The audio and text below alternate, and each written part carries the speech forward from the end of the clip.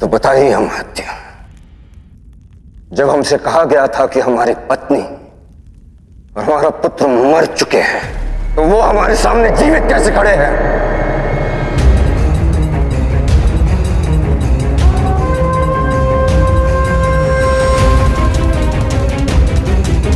लगता है इस प्रश्न का उत्तर कहीं और से आएगा। महारानी अनुसुईया, लगता है इस प्रश्न का उत्तर इतना कठिन है कि शिवदश्री उसे बता नहीं पा रहे हैं। उनकी सहायता कीजिए।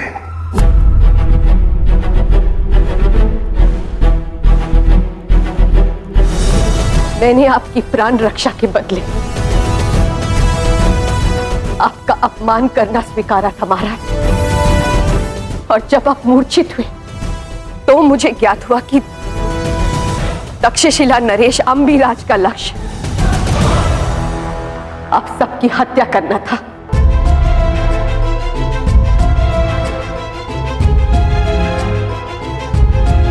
मैंने और सेनापति रिपुदमन ने आपको सुरक्षित वहां से बाहर निकाला था, और उसके पश्चात जब मैं आपके पास वापस लौटी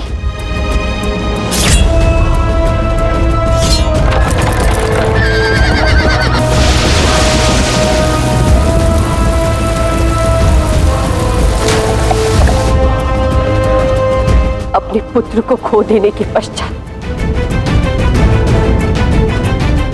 मेरी स्मृति चली गई।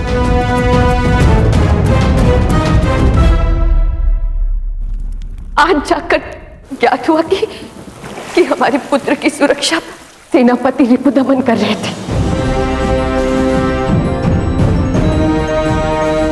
और हमारे पुरों को सुरक्षित दस्युलोक ले गए थे।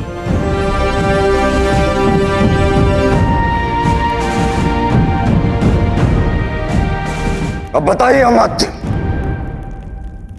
आपने हमसे असत्य क्यों कहा? उत्तर दीजिए अमात्य।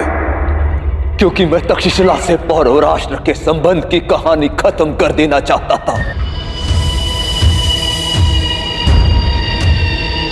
तक्षशिला का ये बीज कुचले जाने योग्य था। तक्षशिला में जो आपका अपमान हुआ उसका एक ही प्रतिशोध था, अनुसुईया की मृत्यु। महारानी अनुसुईया कहिए।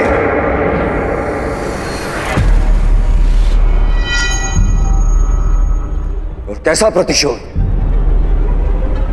जब महारानी अनुसुईया आपको बता चुकी थी कि इन्होंने जो किया वो हमारी प्राण रक्षा के लिए किया, कहिए, इन्होंने आपसे कहा था कि नहीं?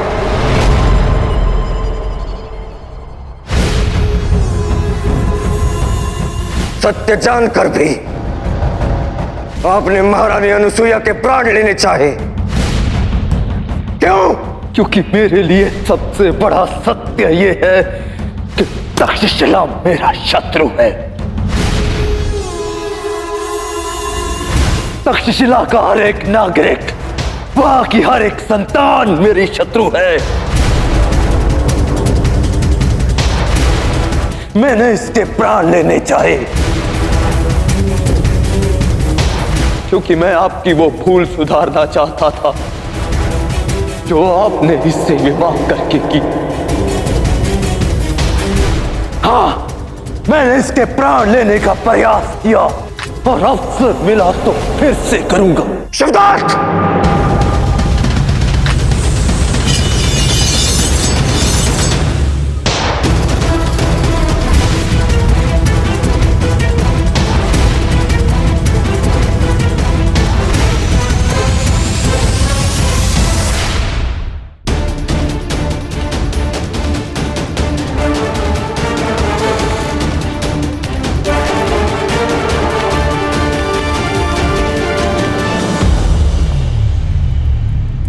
आप पौरव महारानी की हत्या करना चाहते हैं, हम अवसर देते हैं आपको।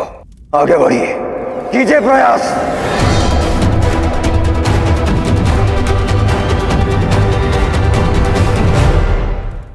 हमारे शत्रु राज्य की ये स्त्री आज तुम्हारे लिए से बढ़कर हो गई। इसके लिए तुम मेरे ऊपर तलवार उठाओगे? हाँ मात्र,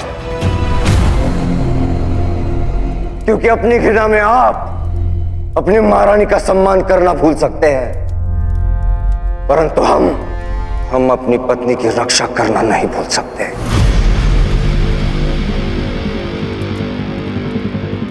कौरव वंश का लहू महिलाओं का अपमान नहीं कर सकता। वो उनके सम्मान और न्याय के लिए शस्त्र उठाता है, जैसे पुरु ने उठाया। यदि कोई दंड का पात्र है तो वो आप है, और आपको आपका दंड इसी क्षण मिलेगा। अमात्य शिवदत्त ने अपने महाराज को अंधकार में रखा, इसलिए इन्हें काल कोठरी में रखा जाए।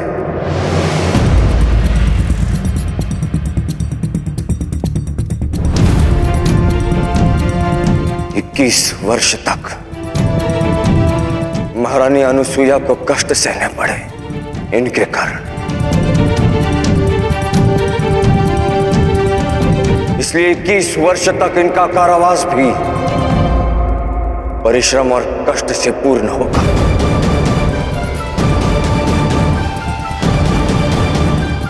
इक्कीस वर्ष तक हमारा पुत्र हमसे और अपनी मां से नहीं मिल पाया।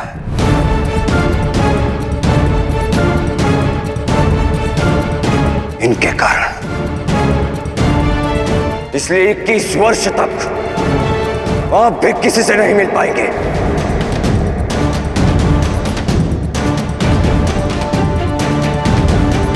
कनिष्क, ले जाओ इन्हें बंदीगृह में। राजादेश का पालन हो।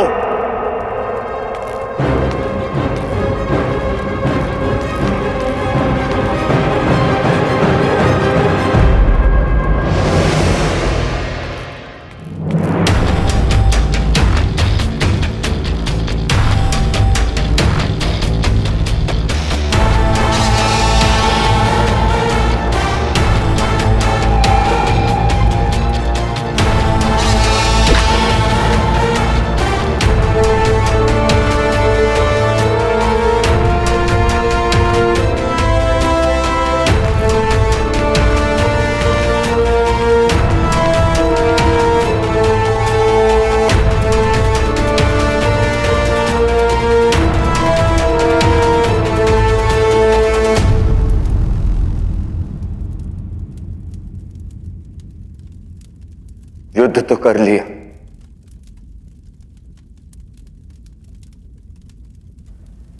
अब अपने पिता से गले भी मिल लो पुरु।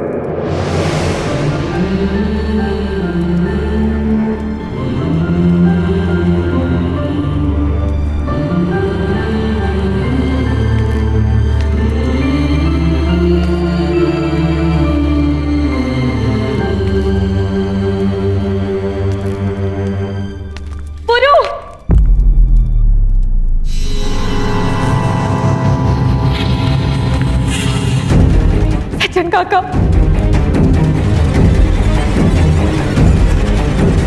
चलो मेरे साथ।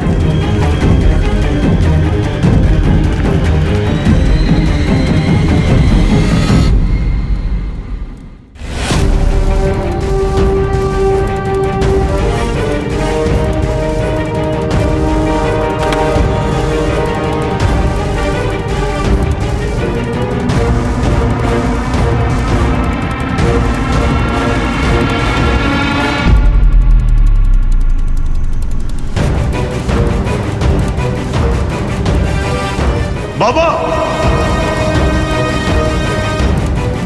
बाबा, बाबा, बाबा, बाबा, बाबा, ये क्या हो गया? बाबा, बाबा, बाबा, बाबा, किसने किया ये सब? हाँ?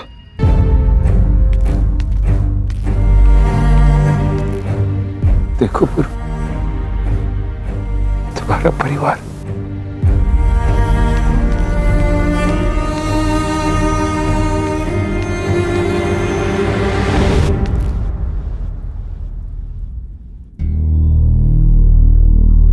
सेनापति श्रीपुत्र।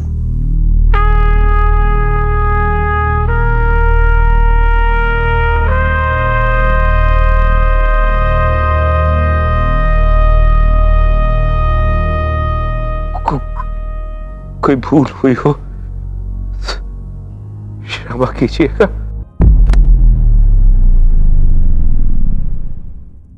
बाबा, बाबा, बाबा, बाबा, बाबा, बाबा, बाबा।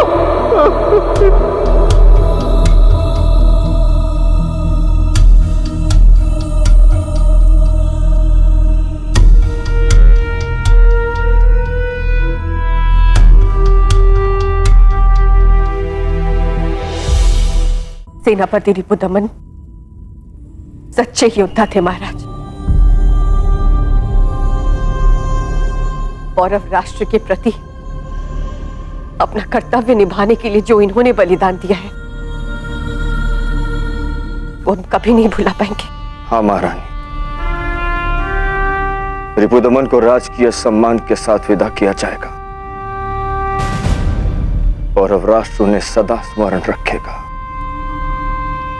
सही कहा आपने, पौरव राष्ट्र ने हमेशा याद रखेगा। जैसे 21 वर्षों तक आपने इन्हें याद रखा। एक सेनापति दस्यु लोक में अपना कर्तव्य निभाता था और एक राजा महल में बैठकर चैन की सांस लेता रहा।